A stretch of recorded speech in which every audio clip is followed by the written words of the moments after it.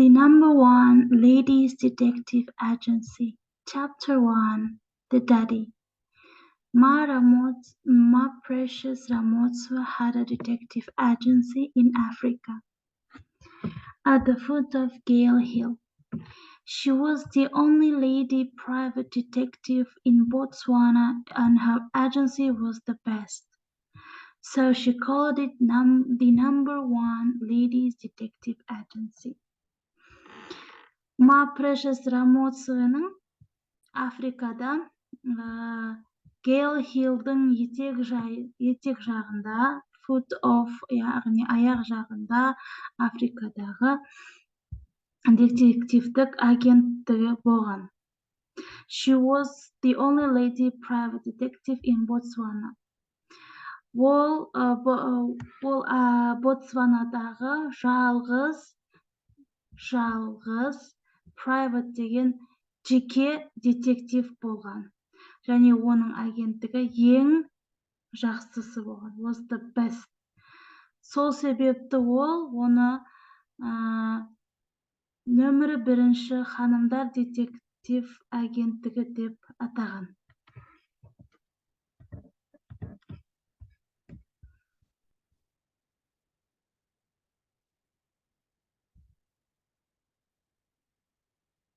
Ma Ramotsu was a good detective and a good woman. She loved her country, Botswana, and she loved Africa too. The people of Africa were her people, her brothers and sisters.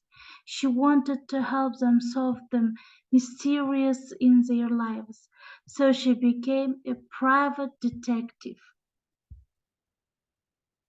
The detective agency was in a small building in the town of Gaborone. Outside the building was a sign. The number one ladies detective agency were all private business. Ma Ramotsu жақсы детектив және жақсы әйел болды. Ол өзінің елін, Ботсвананы және Африканы да жақсы көрді. To деген сөз сөйлемнің соңында келсе, да деген сөз, яғни Африканы да, елін де деген мағынада.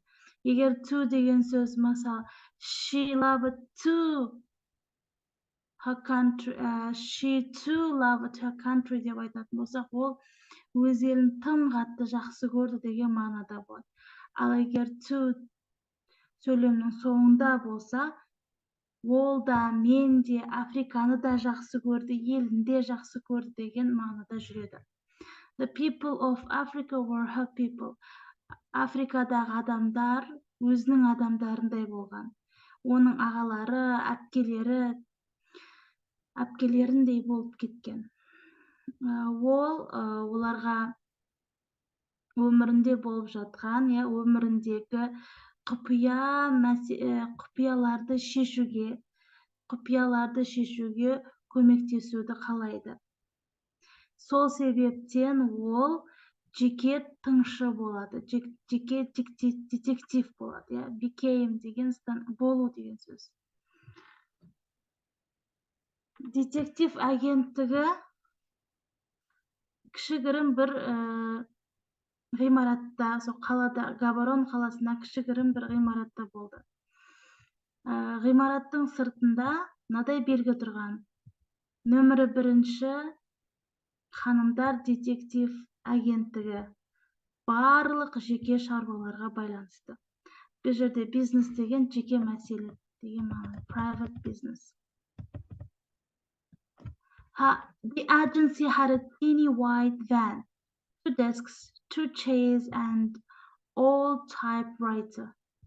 There was also a teapot and 3 large cups, one for Ma Ramotsu, one for her secretary, and one for the client. In front of the agency was a tree. When Ma Ramotsu was not busy, she loved to sit under this tree. It was a very good place to think. She could look across the dusty road to the town, and far away she could see the blue hills.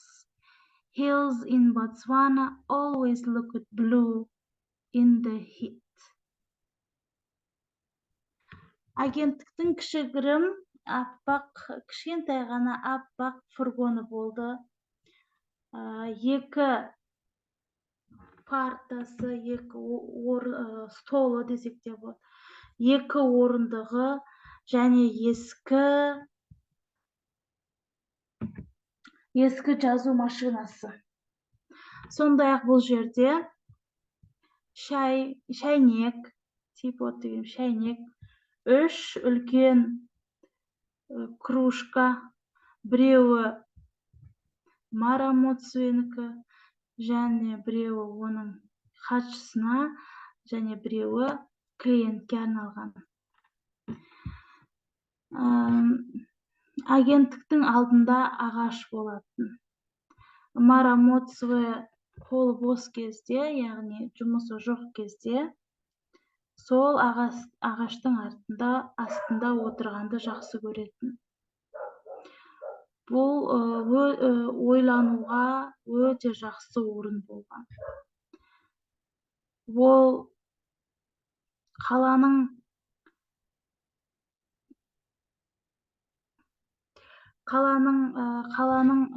шаңды көшелерін көре алған. Және алыс жатқан көк қырларды да көре алатын. Ыстық уақытында, ыстық кезде, хит дегеніміз күннің ысыған кезінде, Ботсванадағы қырлардың барлығы әрдайым көк болып көрінеді. Марамоцу thought about many things while she was sitting under the tree. She thought about her father and the beginning of the #1 ladies detective agency. Maramotsu's father worked in the mines in South Africa for 15 years. The mines were very dangerous. Rocks fell and killed men. The dust destroyed their health. Марамоцу көп нәрселер жайын ағаштың астында отырған кезінде көп нәрселер жайында ойлайтын. Әкесі жайында, нөмірі 1 ханымдар детектив агенттігінің ашылуы, бастамасы жайында. Марамоцуның әкесі оңтүстік Африкадағы шахтада 15 жыл бойы жұмыс жасаған. Шахта өте қауіпті болатын. Сондағы тастар құлап, адамдарды өлтірген. Оның шаңы олардың денсаулығын да құртты.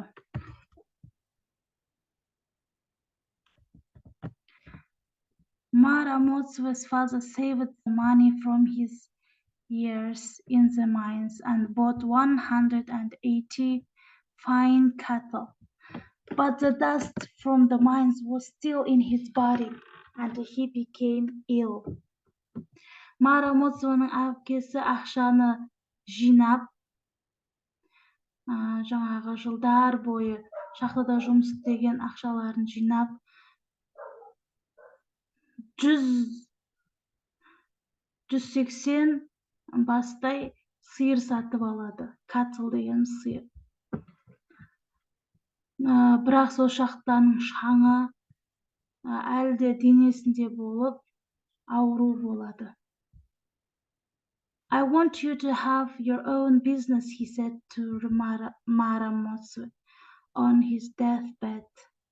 Sell the cattle and buy a shop perhaps.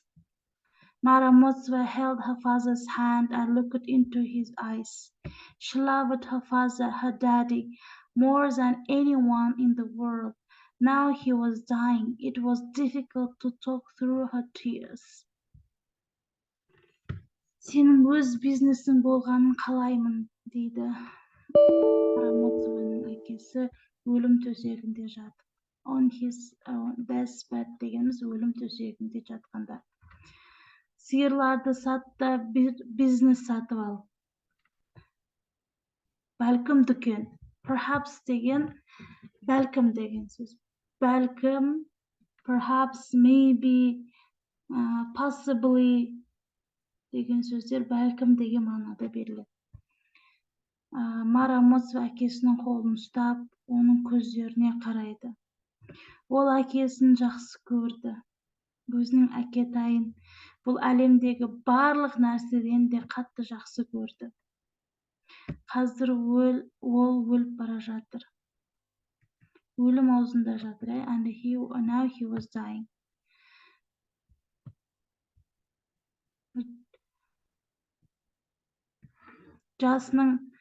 Жасы төгілген сайын сөйлеуге қиналды. I'm going to start a detective agency, she said, down in Gaborone.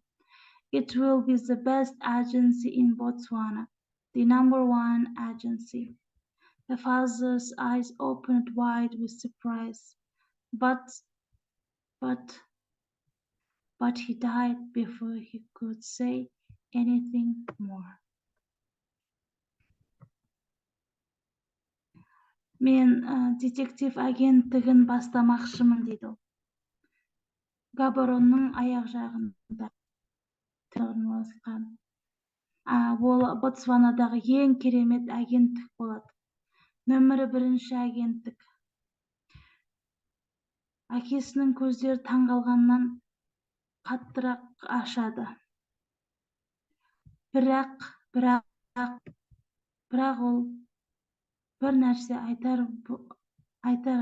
дүниеден осып кетеді. But he died before he could say anything. Тағы да бір нәрсе айтпастан бұрын өмірден озып кетеді дейді.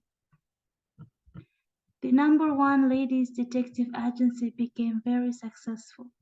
At first, business was slow, but then more and more clients came. One of Maramoto's first clients was Happy Babetsi. Нөмірі 1 ханымдар агенттігі өте сәтті болды. Алғашында бизнес жай жүрді. Бірақ содан соң клиенттер көбейе бастады. Көбірек клиенттер келе бастады. Марамоцваның алғашқы клиенттерінің бірі Happy Babetsi болды. I have been lucky in my life, said Happy Babetsi as she drank tea in Maramoto's office. But then this thing happened. Maramotsua watched Happy Babetsi's face carefully. Happy Babetsi was an intelligent woman. She also had few worries. There were no worry lines on her face.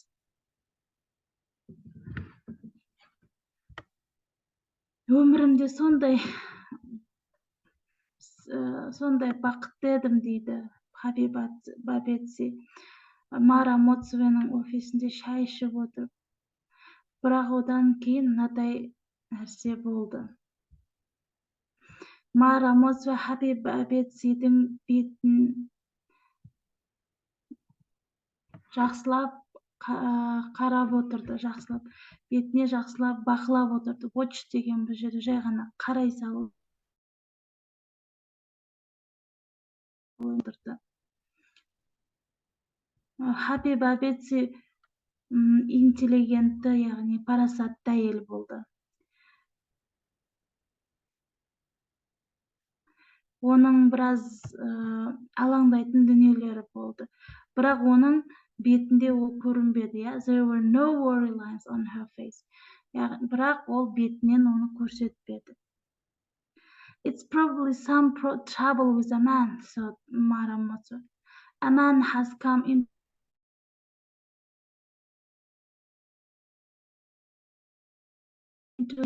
trouble деген мәселе, бір проблема ер адаммен туындаған шығар деп ойлайды Марамоцва. Бұл әйелдің өміріне әлгі бір ер адам келіп, оның қиратқан шығар, оның бақытын қиратқан шығар. Destroy деген күйрету, қирату, құрту деген мағынада. I grew up in Mount up near the Okavango River, said Happy.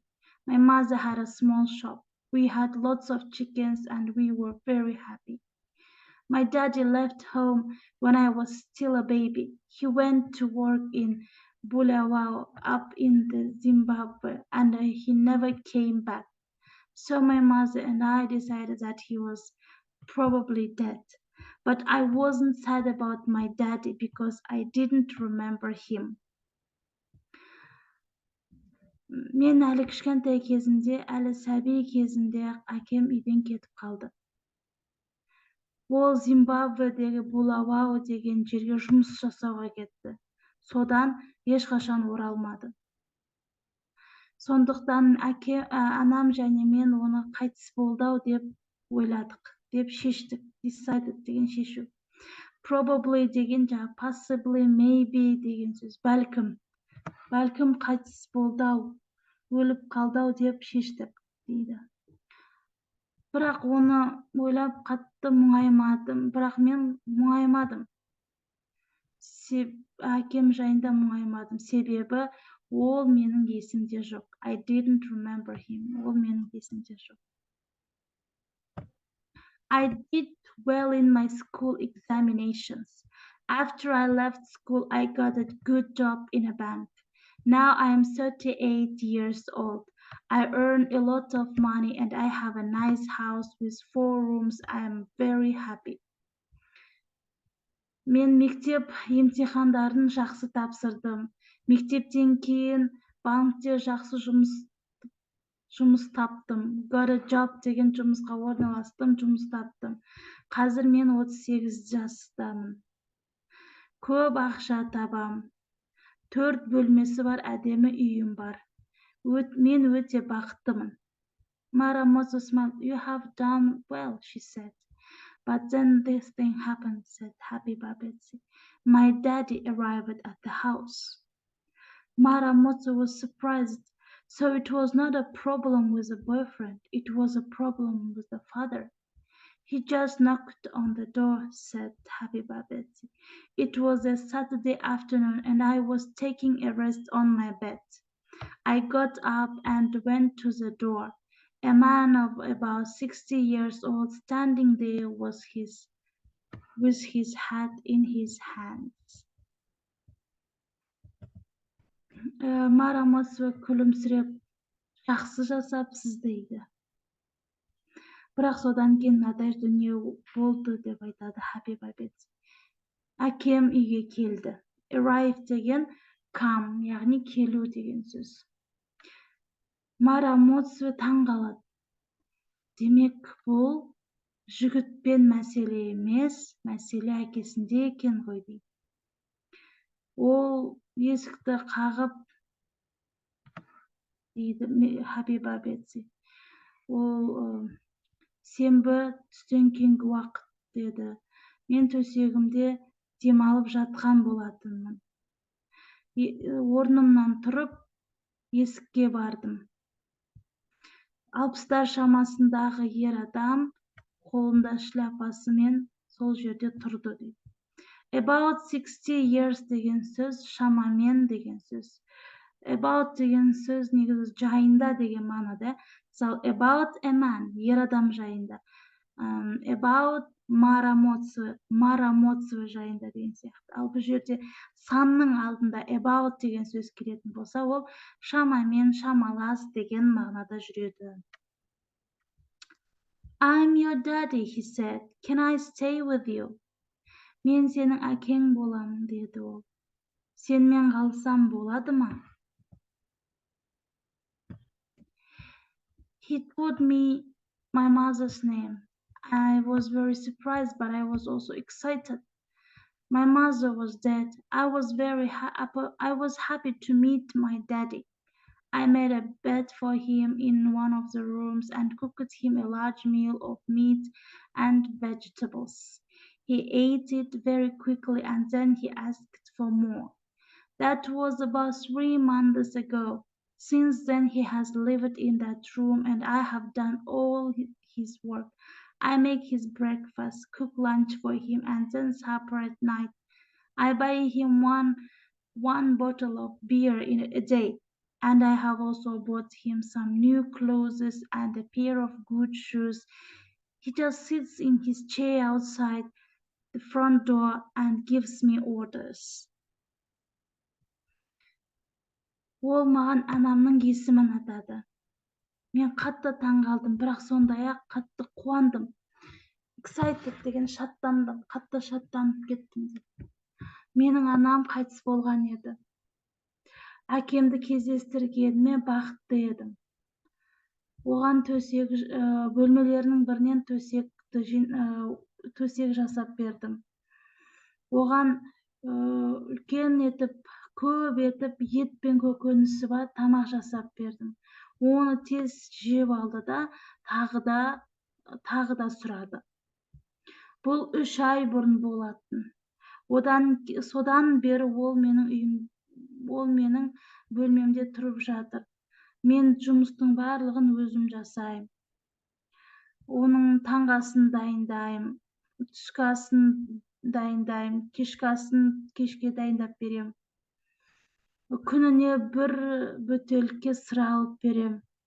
Сондай-ақ оған біраз жаңа киім алып бердім. 1 жұп жақсы аяқ киім алып бердім. Ал ол тек қана орындығында, есіктің алдындағы сырттағы орындықта отырып алып, маған бұйырады дейді. Many men are like that, said Maramotsu. Yes, Habiba Betsy agreed, but I don't think that this man is my real daddy. Perhaps he heard about our family from my real daddy before he died. So he came to Botswana. He was found a very good home for himself. Find out if this man is really my daddy. If he is, then he can stay with me. But if he's not, then I want him to leave. Yes, said Maramotsu. I'll find out.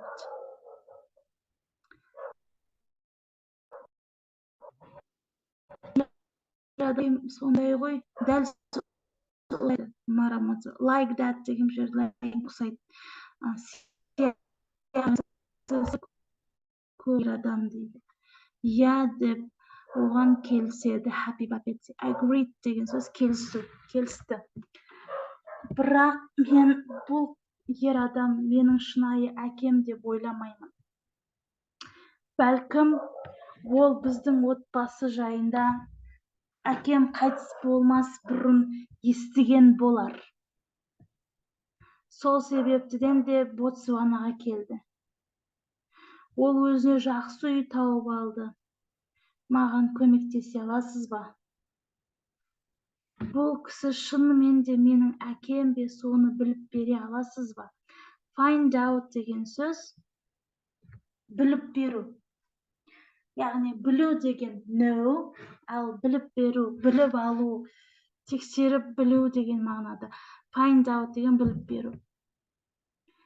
Егер де ол менің әкем болса, ол тұра берсін. Ол менімен тұра алады. Бірақ егер ол ондай болмай шықса, ондай жағдайда мен оның үйді қалдырып кеткенін қалаймын. I want him to leave. Мен оның кетіп қалғанын қалаймын дейді. Я дейді Марамотсу. I'll find out. Мен мұны біліп беремін дейді.